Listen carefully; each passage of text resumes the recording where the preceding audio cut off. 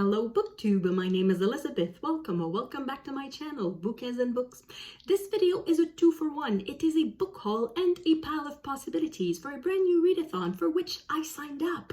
Because this is a competitive readathon, which is something I've never done before. And I wanted to try it, and apparently this is the perfect occasion to try it, at least for me. So what is this readathon? It is the romance readathon, and it is created by Maggie from Maggie's Books and Stuff. She has 9 other co-hosts, and apparently I was following none of them because they announced everything 3 weeks ago, and I discovered it just like 2 days ago through Storm from Storm Reads. So I'm going to leave links in the description box in case you're interested. Maggie based herself on Bridgerton. She has created characters, and you decide which team you want to be on, and it's a romance readathon. However, you don't have to read romance. Any book that you read counts towards the readathon. It's just that you get extra points if you read romance or historical romance, or books by BIPOC authors or LGBTQ plus authors too.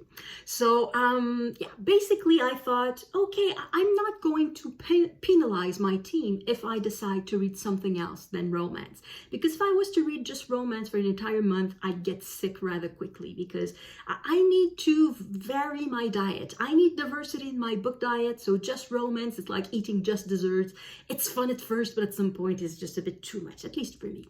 So I signed up for Team Blue Stocking, and yeah, I'm going to leave links. I'm going to leave links in the description box below where you will find all the information if you want to sign up. And there's a Discord, there's a Google Docs, there's a whole bunch of things going on. So I'm just going to leave a link to Maggie's announcement video, and from there you will be able to find all the information that you need if you want to participate in the readathon. So of course, the first effect of a readathon is to make you, at least me, it's to make me want to buy books for the readathon, which is what I did. So I just ran in my car to the thrift store, because that is the best place to find romance. And I found quite a bit. So I decided to use this trip to the bookstore, not the bookstore, the thrift store. It was buy 4 books, get the 5th free. So I just started to pile some books because they were under $2 each. And I figured, well, at some point I had 7. So I figured if I add 1 more, I can add 2 more for free. So I ended up buying these 10 books. Not all of them were under $2, but most of them were. So I decided this was a good occasion to sort of expand my horizons in romance, because I read mainly Regency and historical romance. So I decided to try something else, like a medical romance. I've never read a medical romance, and there were like 3 or 4 on the shelves, and I was expecting something like Grey's Anatomy, with a doctor falling in love with another doctor, or a nurse, or something like that. But no, that's not the case. This is a doctor falling in love with a patient who, well, or the son of a patient who is a secret prince. So it's medical, but at the same time, it's like a billionaire romance. So I'll see how much I like this.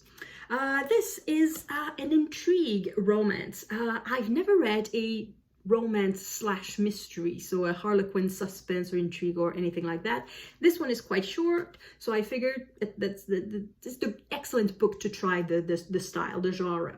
So this is the story of a woman, no nonsense, but her family is a bit trouble causing, and to help one of her siblings, she needs to go through some bit of wilderness, and she enlists the help of a man she doesn't like, but I think at the end of the book she's going to like him. And I don't know exactly what the mystery is, but I guess they're a bit in danger while they are crossing this piece of wilderness. I'll figure it out when I read it. I don't like to know too much before I start reading a romance, because whether we like it or not, the plots very often are rather basic. So if you know too much, you know everything. So I don't even read the entire back. I just read the first few lines, just enough to tell me, okay, that's the story, and enough for me. So this is How to Romance a Runaway Bride. This is a regular billionaire romance. So we have our bride. She is about to get married and realizes that, no, that's a mistake. So she just runs away and falls in the arm of a billionaire, like we all do. Story of our lives. And the others are all historical romance, and I think they're all Regency romance. So the first one is by Carla Kelly. This is Marrying the Royal Marine. So this is an ugly duckling kind of story turning into a swan. So this we have the illegitimate Polly Brandon has never felt like more than an ugly duckling. Why can I not say that? And she's on her way to Portugal, and then she's amazed to find that Hugh Philip Juno pays her such close attention as they sail. So yeah, sounds fun. Sounds fun. And then we have the Fortescue Diamond by Monique Ellis. I think I should say I've never read any of these authors, at least the vast majority of these authors I've never read. I don't know them. So far, all the authors mentioned, if I thought of mentioning the names, did I think of mentioning the names? Maybe. This one I did not. So Falling for the Secret Prince by Alison Roberts. This one is Anne Stewart, and it is The Fall of Maggie Brown. This is How to Romance a Runaway Bride by Terry Wilson. Okay, and this one I mentioned, so Carla Kelly and Marrying a Royal Marine. This is a very bad book haul when you don't name the titles and you don't name the authors. So title, author, that's name, and so far I haven't read any of them. So this is the story of a girl who is 25 years old. Her brother gets married, and the wife of the brother had one condition: your sister must be out within, is it 6 months or a year? Anyway, she has to leave, so that means she must get married. And yeah, this is about her finding a husband quickly. And then we have A Rag-Mannered Rogue by Haley Ann Solomon. What's the story of this one? At some point, I don't exactly remember which one is which. So our young lady is going to London on an adventure, and then she finds herself stranded at a roadside inn where she doesn't have a room, and there's the handsome but quite rude gentleman who secures her accommodation, and the plot ensues. That's enough for me to know. Her Grace's Passion by Marion Chesney. This is an author better known under the name M.C. Beaton. She wrote Agatha Raisin, and she wrote, what else, another mystery series. And she also writes romance under this name. That is the story of Matilda, Duchess of Hadshire, was a virtual prisoner of a cruel husband who romanced his mistress under her nose. Her only joy was dreaming of the handsome Earl of Torndon, for he too was trapped in a horrid marriage and longed for love and happiness. So I suppose that at some point the husbands and wives, the unwanted husbands and wives, will die. Hopefully they don't get murdered too much. Who knows? At this point, I don't care. So that's a story of sad marriages. Next, we have Scandal Bound by Anita Mills. This is the story of, again, a runaway bride. So she realizes that she has made a big mistake by agreeing to marry Baron Basil Brockhaven. It becomes crystal clear just how immense an error it was became crystal clear to this innocent but independent young lady when she faced the prospect of her wedding night with the loathsome lord. A leap in the dark from the bedroom window seemed her only sure way of escape, but here again it seemed that she had most grievously erred. Her leap carried her into the hands of the notorious Marquis of Trent, as ravenous in his pursuit of pleasure as he was irresistibly handsome. So another runaway bride. The next one is Daring Deception by Brenda Hyatt. Gavin Alexander, 6th Earl of Seabrook, needed an heiress fast. His newly acquired title came with a mountain of debts, and he was fast losing face with polite society. So when Thomas Chesterton offered his sister and her fortune to him in repayment of a gaming debt, Seabrook thought his problems were over. And what the sister does is that she infiltrates the house as a governess just to check what the potential husband looks like. And I suppose that she likes what she sees.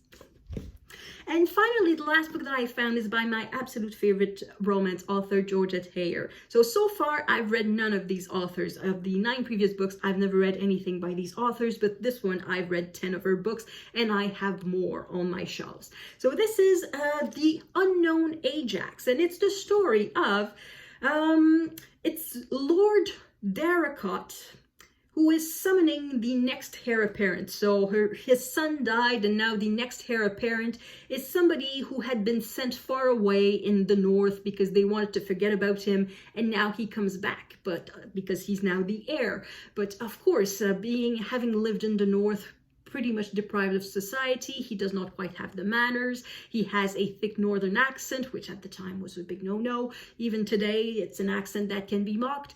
And then plot ensues. There's a young lady in there, of course, obviously, that I believe is the granddaughter of the Lord Readathon in question.